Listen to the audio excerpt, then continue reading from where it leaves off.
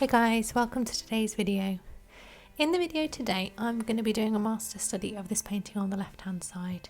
It's by Sir Frederic Leighton and it's called Portrait of an Italian Model. Now, Frederic Leighton is a really cool artist. I love his work. He's got a portrait in the National Portrait Gallery of Sir Francis Bacon that when I saw it, I just had to kind of stop and stare for about 10 minutes the last time I was in the portrait gallery. So yeah, it's a really great painting and I really love this one as well. It reminded me of it. I've also been doing a lot of master studies of eyes in the last couple of days. You can see there I pointed to the bark plates on the prior page, so I thought this was also be an opportunity for me to try and nail that eye. I'm just quite aware of the fact that I think eyes are a little bit of a weakness for me. I often leave them quite late on, and when I do draw them they're often not quite convincing, so I think it's something I really need to work on, and this seemed like a good opportunity to practice drawing it from a different angle. Profile pictures or pictures in profile are really tricky because it's kind of we're more used to seeing people kind of from head on, so I think often they're quite difficult for people to capture accurately, even artists who are quite experienced. So I do like to try and do one every now and then just to kind of keep in practice. In terms of the process I'm using, I'm really trying to look at the angles, so I'm just trying to make everything align and see where those lines terminate and how parallel they are to each other or what angles they make with each other. I talked about it in a little bit more detail in the session I did where I did a measurement master study of Michael Fassbender. I'll just link that above if you want me to see it in a bit more detail. But yeah, really trying to get those angles correct. I just find this kind of profile position so much harder than getting an accurate face on or 3/4 portrait. So yeah, it's super difficult, and the ear is so far along I always get in the wrong position as well. So yeah, it's a surprisingly difficult angle to draw. So really taking my time, making sure I'm observing and measuring distance, and just trying to follow those lines. So as an example, I mean, you can see the line of where his forehead runs down his nose. Those are almost like two lines that are almost in parallel. So just kind of observing things like that, you can try and get things lined up. And the line next to his nose, where his nostril joins his cheek, that's kind of in the line with the back of his moustache. The line of his lips, his bottom lip and his chin are all kind of parallel lines as well. So just kind of replicating some of those angles, I think is a good way of kind of working your way around the face.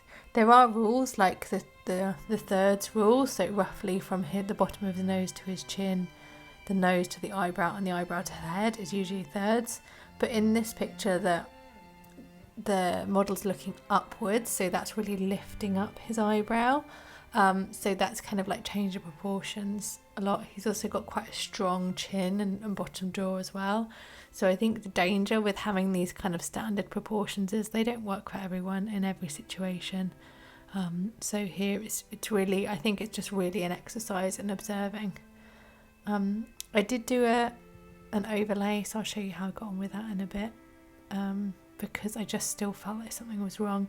I spent a lot of time trying to measure the ear, and it still seemed wrong to me. So yeah, we'll show you in a minute. But I think one of the issues I've done here is I've tilted the head again. So it's the issue that I do a lot. So I kind of change the tilt of things quite a lot. So I really need to practice working on getting that kind of plumb line correct.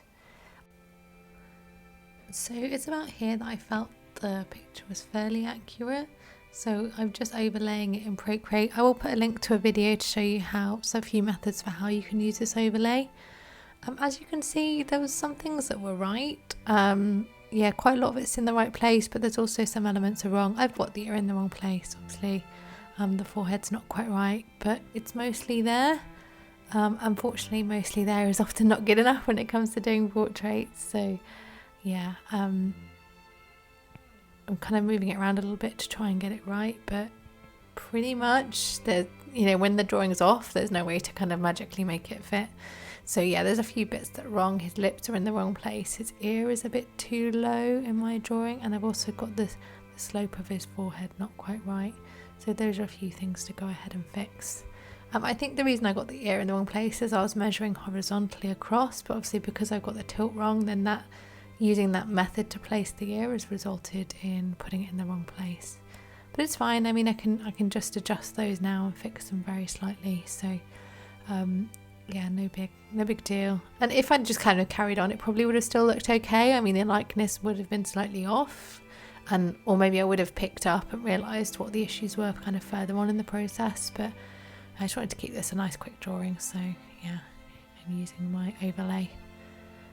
Smudging the drawing out and then going in and working on that, getting that profile right. That was a bit that I was really interested in kind of noodling on, I guess, because his nose is so distinctive, like that kind of bridge of his nose, and he's always got like the end of his nose is a bit of a button, his lips, his mouth, and also that kind of that chin as well with the kind of slight dimple in the middle, trying to get those. I was kind of intrigued to see if I could nail those. So I talked about some of his other paintings. This one is Flaming June. This is probably the most famous of his paintings. He did quite a lot of paintings in this slightly romantic style. The one that I'm familiar with, that I see quite a lot, is when I go to the National Portrait Gallery. It's this painting of Sir Richard Bacon. Yeah, it's a really great painting. It's got real like a personality and presence. That scar across Sir Richard Bacon's face, it's just really compelling. So I really love that painting. Although the guy himself seems like he wasn't a very nice person. I get the vibe.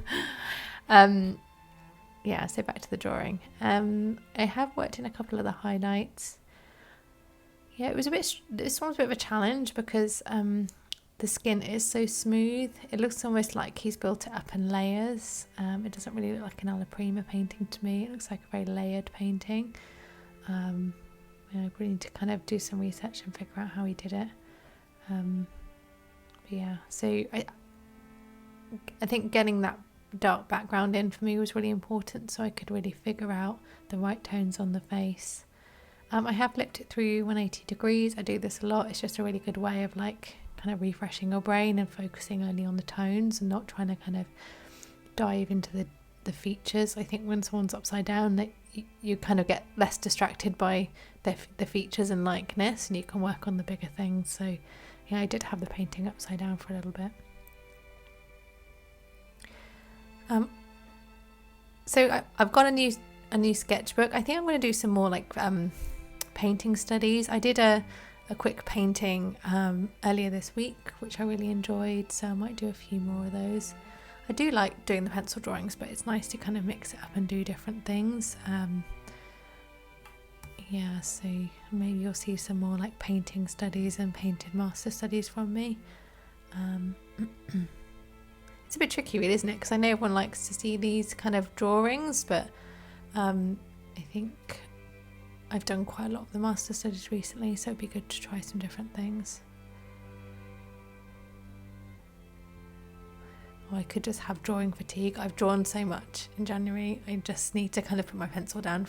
I did have a couple of weeks off doing filming, but I was still doing little sketches quite a lot in my sketchbook, so I think I need to have a proper break. I did have a bit of art block, which is, I get sometimes like stuff doesn't really just look, everything's a struggle. I don't really feel motivated to do it. I usually just have to go with it and just kind of leave off the art for a little bit, and then I find when I come back to the art I usually produce something amazing. So I feel like I try not to get too frustrated with art block. I'm very lucky that because art is kind of more of a passion and a hobby, it's not my job, so I don't feel a lot of pressure when art block happens to kind of push through. I don't get too frustrated. I do try and like enjoy the times where art's not working for me and maybe do other things like doing a lot of reading, and kind of exploring some other hobbies and just kind of spending some time chilling. So usually I think when I get art block, it's a sign I need to do something else for a little bit.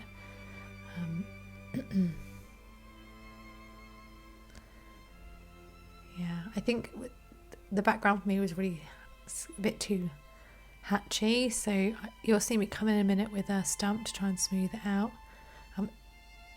I think sometimes when the background's too hatchy, I mean, it's okay if you've got very uniform lines. I think it's less distracting, but here I've just kind of like smashed in a bunch of really like messy lines and it's really distracting. So this is where unifying the tone becomes really important, and by unifying the tone we can come in and have a really even tone. So often that means smudging, it might mean building up layers of pencil, you know, and like hatching in different directions. It might mean coming in with a rubber and like just kind of picking up the areas where there's too much graphite and just picking up some of the graphite. You see these amazing drawings like Stephen Bauman's drawings where and MJ, who's one of his students, like they do these beautiful like smooth pencil drawings that look like they take forever to like develop, where they almost look 3D the way they rounded the form. That must take ages and ages. I don't have the time and patience for that, but I can admire it when I see it. But it does make me feel a bit lazy and like amateur with these kind of scruffy drawings that I do.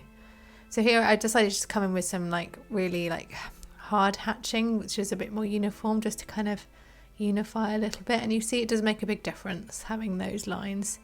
It has really kind of unified it quite a lot. And his skin's beginning to kind of stand out more against the background. I ended up bringing loads of texture into this drawing, so there's texture on his skin, there's texture in the background, there's hatching on his neck, so it was quite kind of scruffy, but yeah, I was just feeling something a little bit more scruffy today. I was doing quite a lot of drawing early on today. I've got the day off today, so I was doing all those bark studies, so I think maybe I've got drawing fatigue. I just want to throw something out scruffy. So we're getting to the end here. I'm just really working on those contour lines. It's really important to kind of develop that profile. Yeah, he's tilted backwards more. It really changes the impression of the face. So I do need to start making sure that I use a plumb line to get the orientation correct, because it does kind of change the impression. But yeah, I'm still pretty happy with the way it turned out. So here is my drawing of the Italian male model, a study after Sir Frederic Leighton. I hope you enjoyed the video today. In terms of next up, I am working on a few master studies in oil, so that's probably going to be what happens next. And also an oil painting lesson, so watch this space. Thanks very much guys, bye bye.